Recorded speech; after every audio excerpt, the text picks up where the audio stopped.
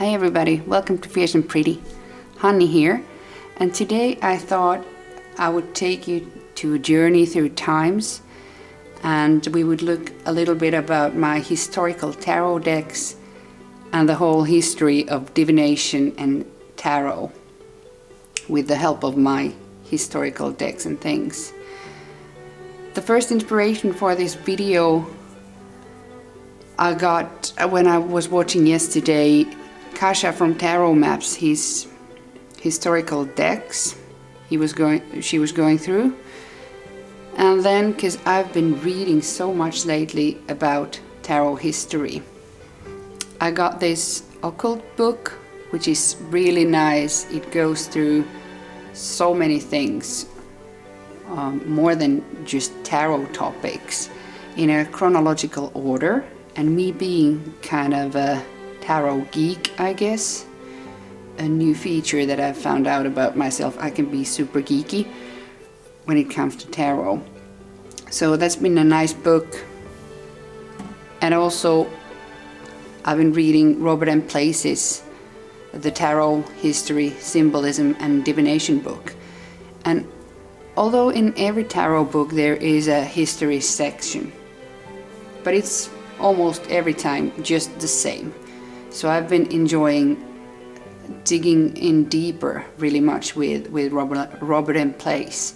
And I have his another book also coming soon in the mail as a paperback, so I will continue there. But I really respect the effort that has gone into the depth of the study.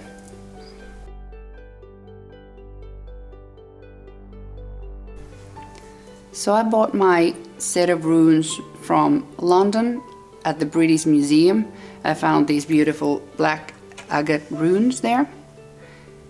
And runes were the first divination tool that I ever encountered in my life. I must have been like 5 or 6 years old. At our friend's summer cottage there was a set of runes, and I really enjoyed playing with them. They had a mystical feeling to me. And me coming from the Nordic countries here, I feel kind of close to them in that way. But what have the historians found out about the runes? They can date them somewhere in the 1st century, like the year 50 or something, when they have first found these runes. And in the oldest known version of runes, they had 24 letters, like here in mine. And the younger ones from Viking times had only 16. And then the Anglo-Saxon people created the 29 or 33 letter runes. And then in the occult book it has a nice, always a one-pager about the topic, but the next thing we jump into runes is from the year 1611 by this Johannes Boreus, who went to Sweden and investigated a lot about the runes. He deciphered the meanings of the runes. But let's jump a huge jump on the timeline ahead from runes to the beginnings of tarot. And for that jump we have to over 1,300 something years to get there. So now if we look at this beautiful artistic creation of mine, my timeline, it sucks. Even visually, the runes should have been somewhere way back. But then we jump to the place where playing cards entered Europe. I actually don't own a set of ancient playing cards, but just for the fun of it, because I do have one special playing card deck, the Royal Mischief by Patrick Valenza.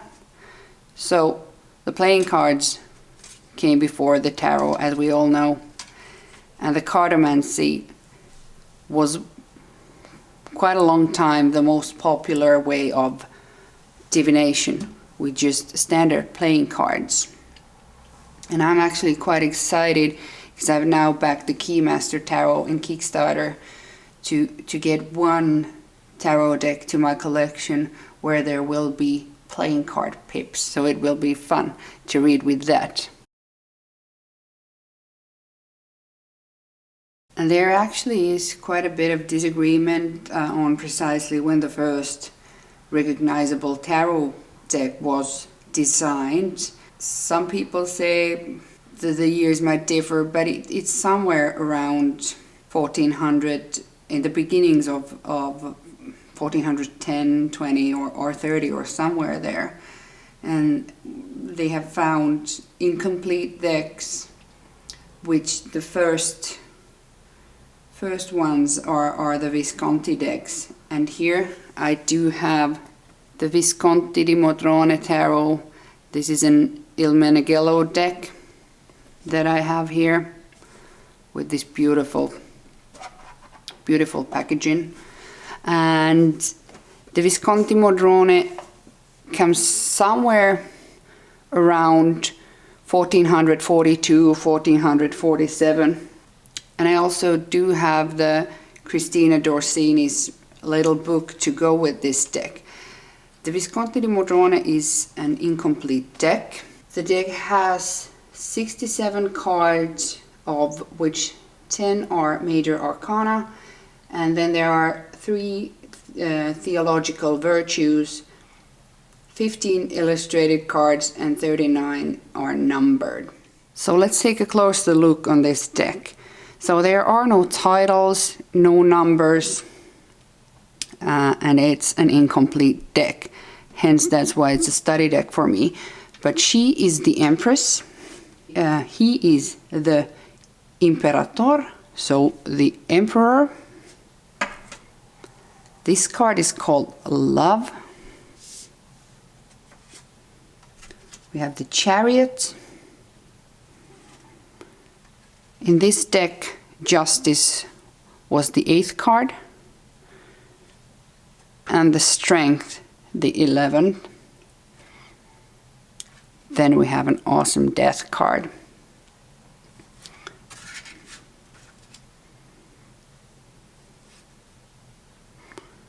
He's not supposed to be in this place. But here we have the Judgment and the World card. And then comes the 3 virtues: faith, hope, and charity. And here's a quick look for the pip cards in this deck. We have the coins, the swords, the cups, and clubs. But the Il Meneghello quality in these cards, even though you can't actually use them, it is phenomenal, the quality. These are the backs. Then another of my Visconti decks is the, I guess, a bit more known, the Visconti Sforza Tarot. This is also an Il Meneghello deck. And the Visconti Sforza, I guess, is a bit more popular and more known than the Visconti di Modrone.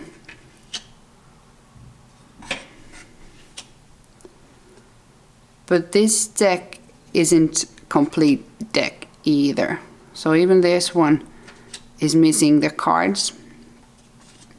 But I think for studies it is a nice deck to have. Even though I'm not sure about the Il Meneghello version being the clearest one. I've seen other editions on this deck, which I think you might see things a bit better than in this one. But once again, the quality is superb, as in the Il Meneghello decks always. And here we have a quick peek to the pips. Then after these incomplete historical decks that were created quite during the similar times, we jump to the first complete engraved tarot deck that has survived from the 1400s, and this is the Solabusca deck. My deck from the Solabusca is the Lo Scarabeo, and the deck comes with this little book But if somebody really wants to sink their teeth into the Solabusca, I highly recommend the Game of Saturn book. What it says in the Game of Saturn, that the deck appears to be completed in 1491, and the trumps in this deck are something completely different than we are used to in the other historical decks or in the modern decks. Here we have the Matto, so the Fool card. But then we have Panfilio, Postumio, Lempio, Mario, Gatulo, Sesto, Dio Tauro, Neroni. So all these weird named dudes here. And all these dudes are said to be historical figures. For this one, for example, Olivo, it says that it's Alexander the Great. But the fact that I find really interesting in the Solabusca deck, comparing to any of these other historical decks, in this deck we actually do have illustrated pips. And this is what makes it so interesting. And I think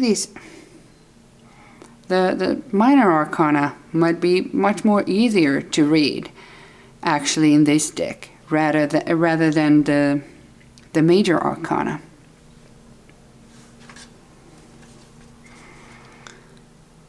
The backs in these cards is quite similar as in the Visconti di Modrone, which was Il Meneghello. But all in all, I find this deck quite fascinating, even though not very usable. So now we have traveled from the runes in the 1st century through the playing cards entering Europe somewhere in the 14th century, then the Visconti Modrone, Sforza, and then the Solabusca deck. So we have been playing around in the Nordic countries, then a whole bunch in Italy. But the next evolution of the tarot takes us to France, to Marseille. My Marseille deck is still in the mail, and I just couldn't wait for it to arrive before making this video. So instead I'll try to pop in some images to amuse you here while I'm talking. But the most well-known deck, Marseille deck, was printed by the French company Grimaud, and that's the deck that I have also ordered. And the Grimaud deck was first manufactured in 1748, and the same design is still used today. And the Marseille Tarot was the most popular but not the only tarot produced outside of Italy. There have been several others, but Marseille has made its place in the tarot history. And it was kind of similar to the Italian decks, but the changes in the iconography and the really distinct style of the Marseille tarot cards.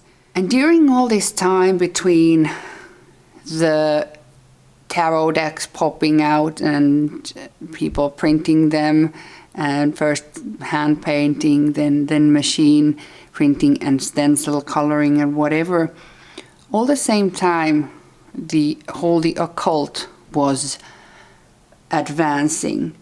And what Robert M. Place says in his book, that the year 1781 can be thought as the dividing line between the early history of the tarot and the modern era.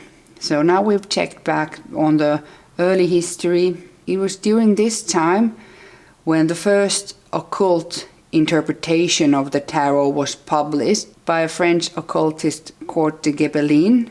And after him, the occultists began to interpret the tarot as an ancient book of knowledge that was created in Egypt by a group of sages, possibly under the direction of Hermes Trismegistus, the mythical sage who was credited about authoring the mystical body of text called and known the Hermetica. Then they started to add all these things that to me I referred detours while learning my tarot studies, but there comes the Hermetism, the Kabbalistic and astrological associations. So all that started to build up in the tarot around the 1780 and going into the 1900s. So after Marseille, it's only logical that we stay in France. So this Atelas deck that I have was actually the first tarot deck that was precisely designed for divination. And the whole creation of Atila is really different from the other tarot decks. So the Atila deck has numbered cards from 1 to 78 here. In these cards we have a lot of symbolism, and we can see the effects of the occult and astrological and other things coming into this deck. But in this Atelas deck we see a lot more starting to happen in the tarot, even though it is a quite different system at some point if we compare to the more modern decks, or even if we compare it with the Marseille style decks. And it was during these times when the talks about combining tarot to ancient Egypt started also blossom in the tarot enthusiasts' mind and the occultists who were studying the tarot. But this deck definitely has the Egyptian vibes, as the name clearly states. Then the next historical deck that I do have is the Taroko Neoclassico Italiano by Ferdinando Gampenberg.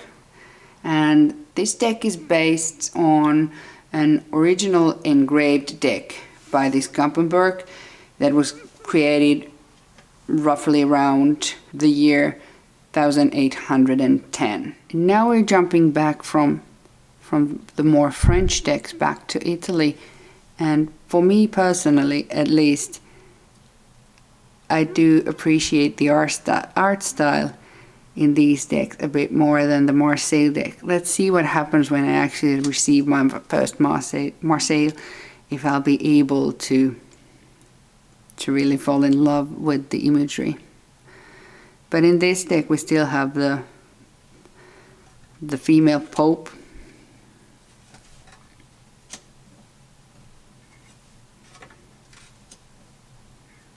and the man Pope.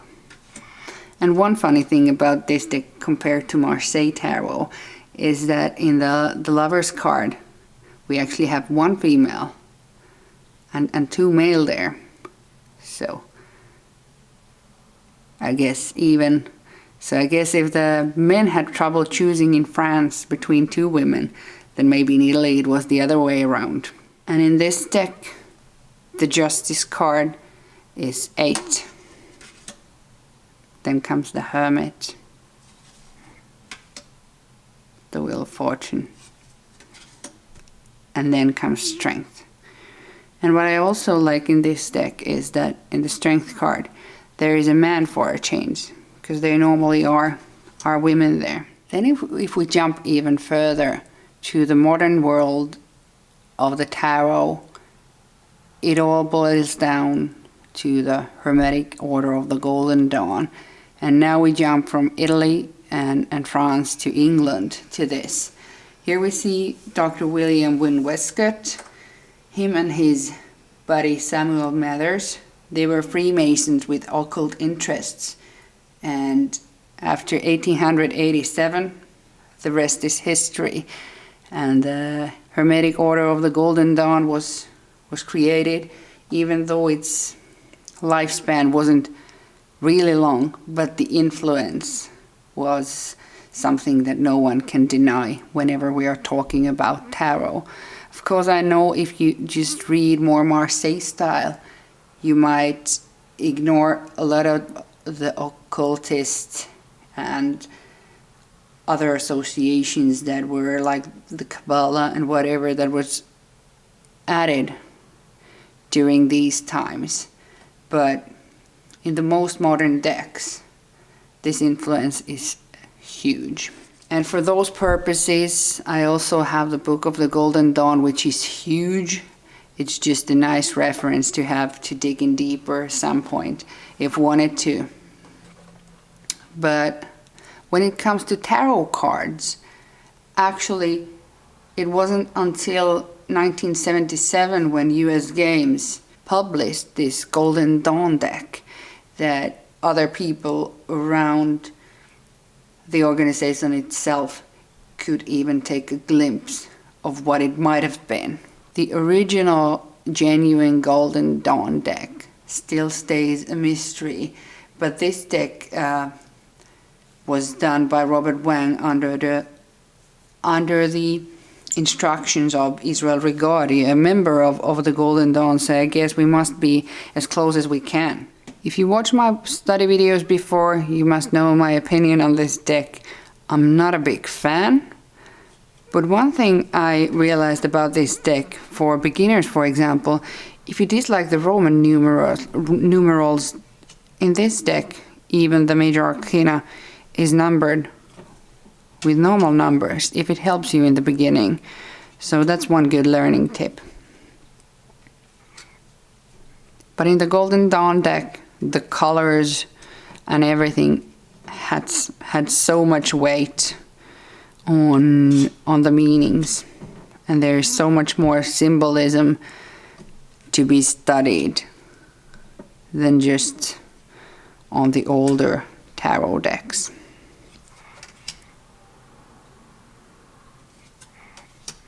And this has been the base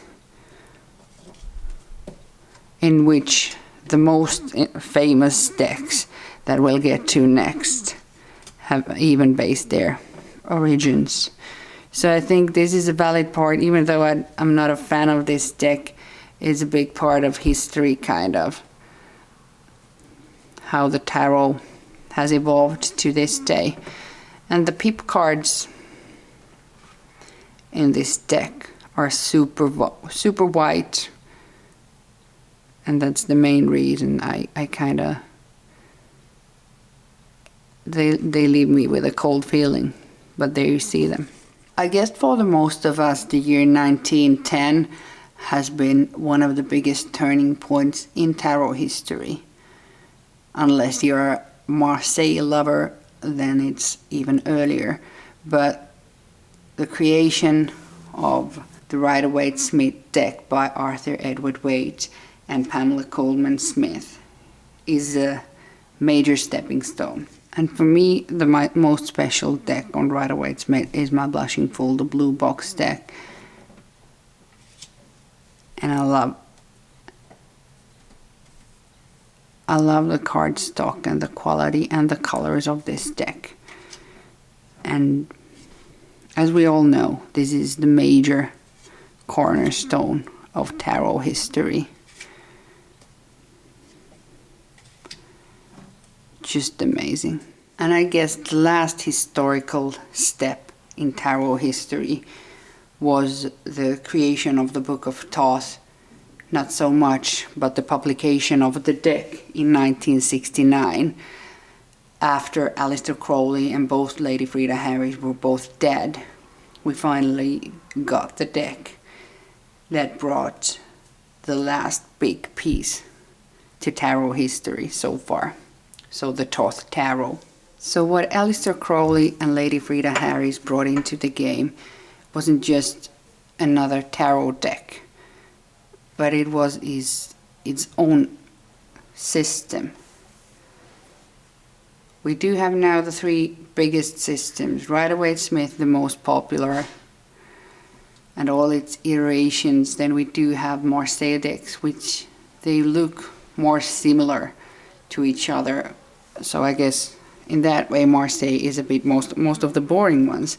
But the Thoth, it is its own universe, its own system with its own imagery, symbology, a lot of astrological associations, a really deep deck.